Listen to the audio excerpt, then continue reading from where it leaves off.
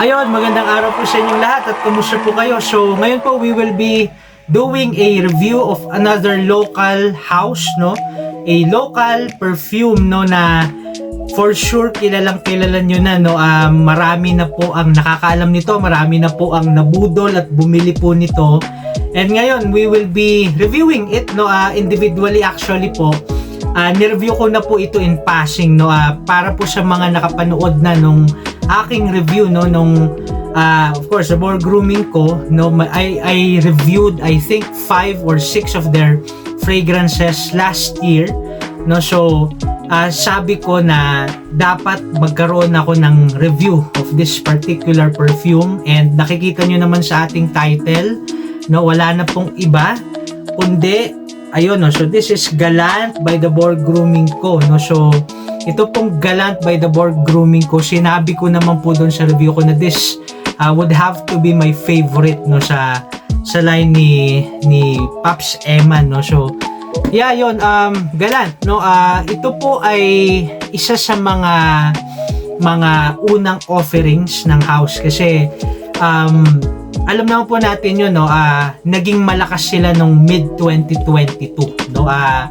Yan po yung time na ang daming curious sa brand, no, dahil they were posting, no, and sinabi ko po doon sa video ko, no, yung panoorin niyo na lang po, no, yung parang kumbaga brief history na binigay ko ng The Board Grooming ko. So in summary, they came from pomades, no. Yun po yung una nilang ginawa, mga pomade, no, and later on sila po ay nawala, no, at nung bumalik po sila po ay pumunta sa perfumes. Ayan, so nung bumalik po sila, talagang malakas, no, I would say, no, talagang nakilala sila sa community. And ito pong brand na ito, no, nakakatuwa, no, kasi you would feel na they care for you, you would feel the passion, you would feel the artistry, no, and yung perfumer po ng The Board Grooming Co, no, wala na pong iba kundi si Sir Eman Ibita. Sir Eman, hanga ako sa iyo, no, malaki paghanga ko sa iyo nung una pa lang na purchase ko from your brand, no. I remember October yan ng 2022. Galant yung una kong binili, no, and of course nagtuloy-tuloy na from there, no. So ito pong The Board Grooming Co, no, meron po silang hybrid, no.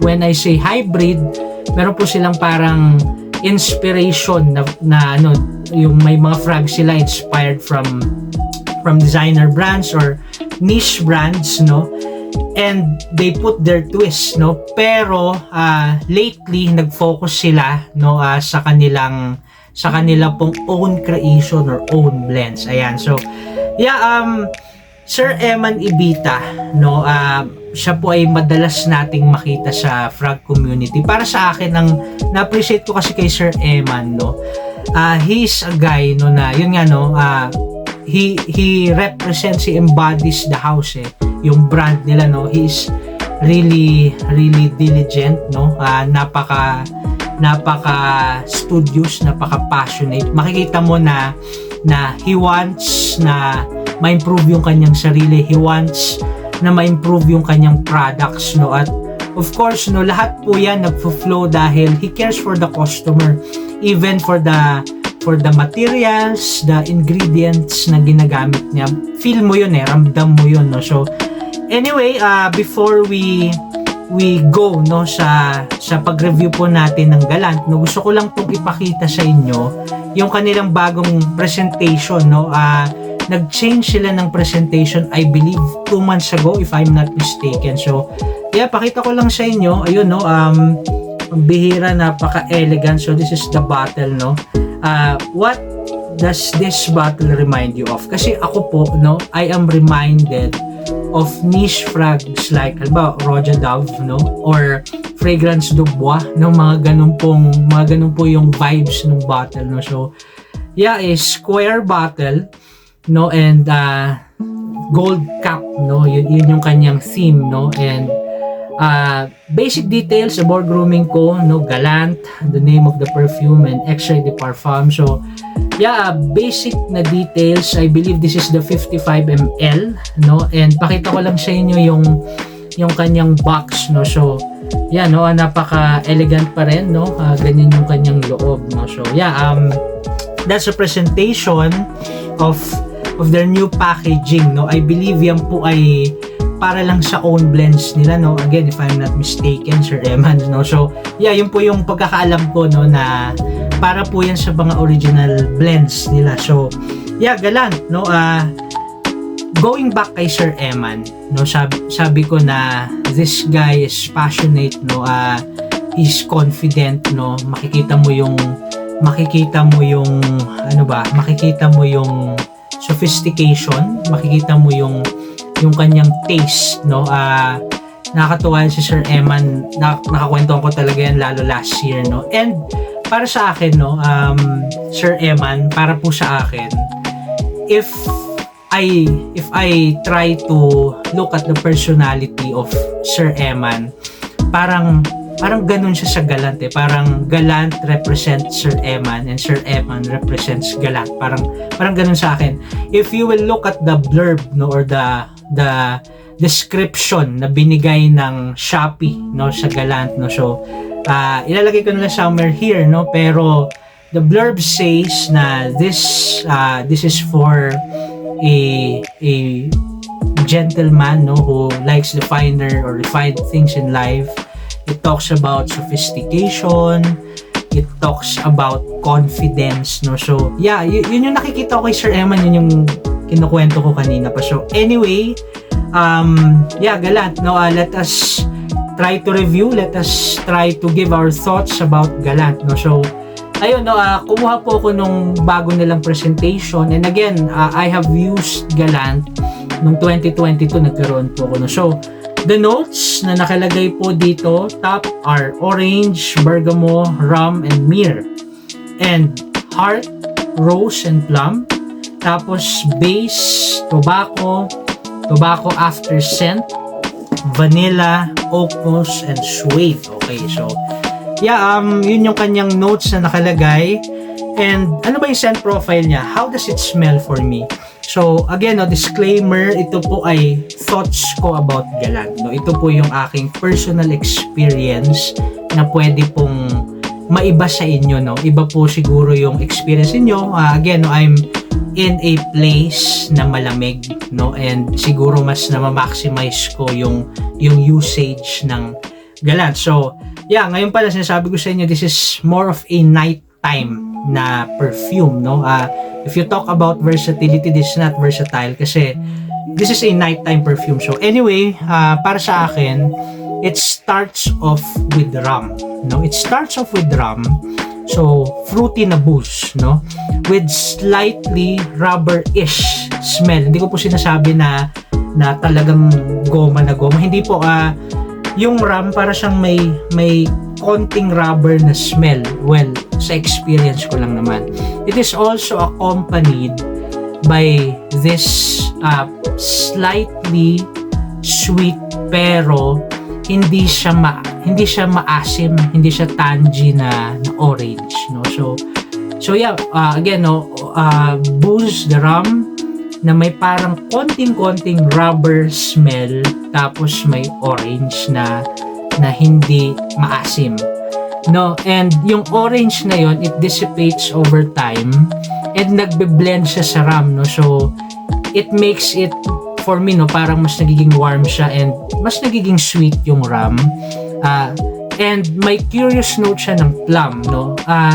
Itong plum po kasi basically, no, yung smell ng plum, no, this is sweet and dense, no. Fruity siya, no, para siyang ripe na fruit, parang ganun, no. And yung pagkagamit ni Sir Eman ng plum dito, it reminds me of a frag, no. In particular, yung plum note na yon, it reminds me of number 401 by Bon Parfumé. So that's a niche frag, no, na hindi po kilala, no, hindi po napag-uusapan. I had 401 before. So nung naamoy ko yung plum nito, and kasi nauna yung Galant, tapos last year lang yung 401. Nung naamoy ko yung 401, sabi ko parang yung fruit note niya, which turned out to be plum pala, no? Parang yung fruit note niya similar sa galant, no? Parang ganun. Yeah, so ganun yung plum niya para sa akin. Para siyang 401 ng Bon Parfumer.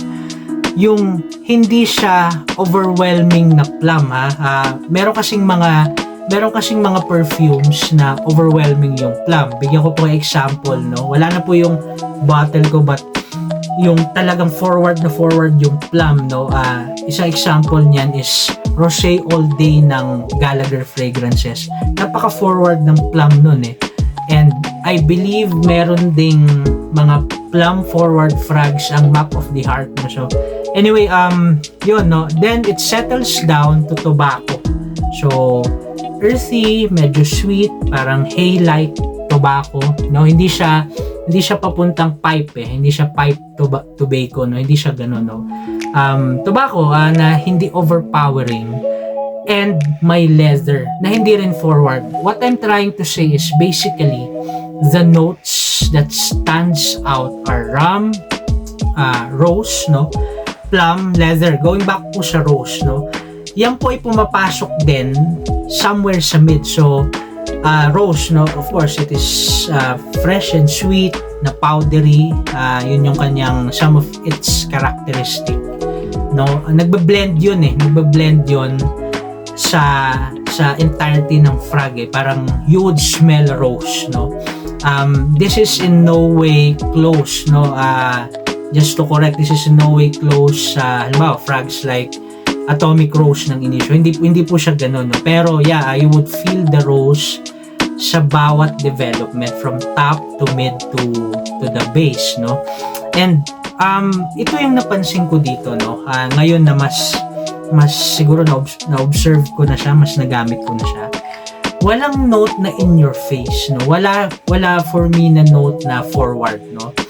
Walang note na pinaka nag-stand out, no. Wala pong ganun for me. Napaka balance niya lahat. You would smell the development of Galant. Pero walang forward, eh. Walang nangunguna, walang mas malakas, no. And gusto ko siya because of that, no. Kasi may mga frags kasi na you would appreciate pag may mas forward, no. Halimbawa, no, gusto ko lang i-share sa inyo my scent of the day, no.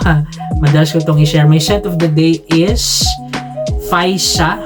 Yun, Faisa by Ramon Monegal. So Faisa, florals and oud, no. Pero pinaka-forward niya yung oud, no. May mga frags na gano'n na you would get it kung bakit may kailangang forward siya na note, no.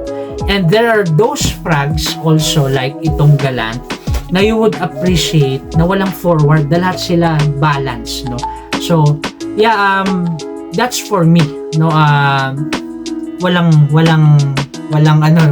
sumasapaw, walang mas bida, walang mas nag-stand out na note. Lahat po balance, no, and I really like that. And if I could think of frags, no, siguro just to complete my thoughts, my personal description of the frag, if I could think of frags, no, na siguro in the same ballpark or in the same vein of Galant, I could think of two, no. Bukod of course doon sa sinabi ko kanina na 401 by Bon Parfumer, no.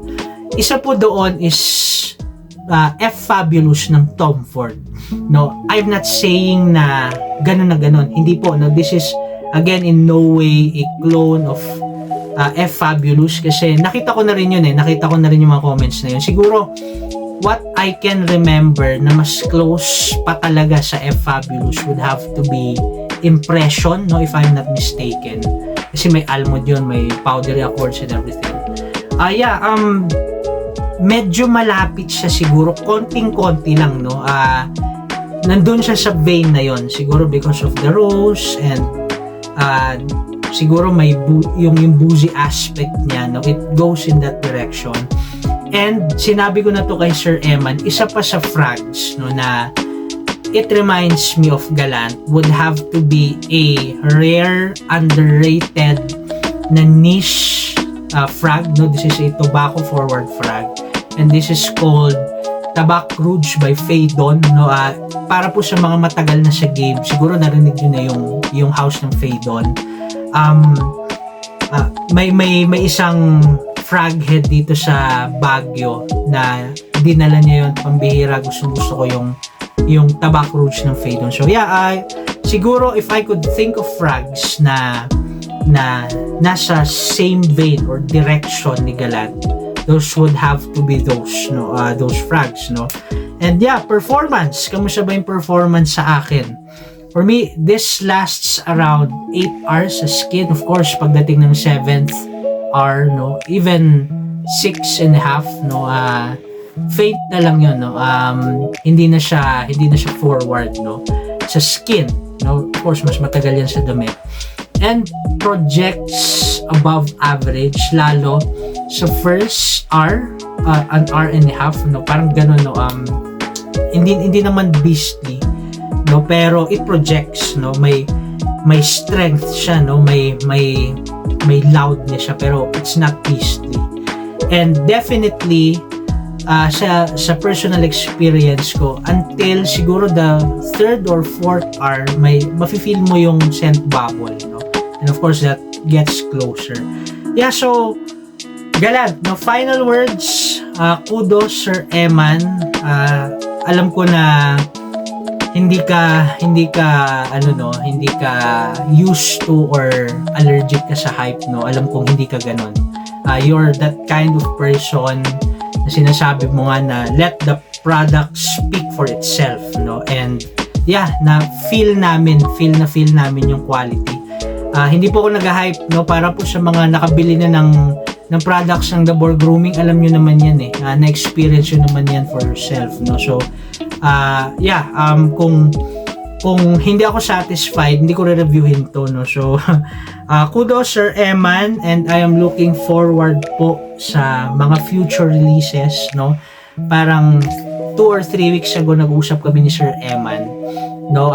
Nakita naman po natin sa frag groups, may mga pa-teaser siya, no? Sa ilan sa mga romats na he has already, no? Yung mga bagong acquire niya, I think meron mga animalic notes doon, no? So I'm really looking forward to that, no? And of course, nakita naman natin yan, no, na yung owner ng Parfums Astro and si Sir Eman, and of course si Charles Benson Chua, shout out, Room Fillers Podcast, no? Sila po yung nag-meet, no, last month, no? And nangangamoy collab, no? Magkakaroon po ng collab sila, no? So looking forward dyan, mga kapatid, no? I am proud sa local scene, no? And susuporta lang po ako as always. Yun lang po, mga kapatid, no? Yun lang po, guys. If you find this content, no, helpful and interesting, please do consider liking, sharing, and subscribing. Maraming salamat po at ingat po kayo.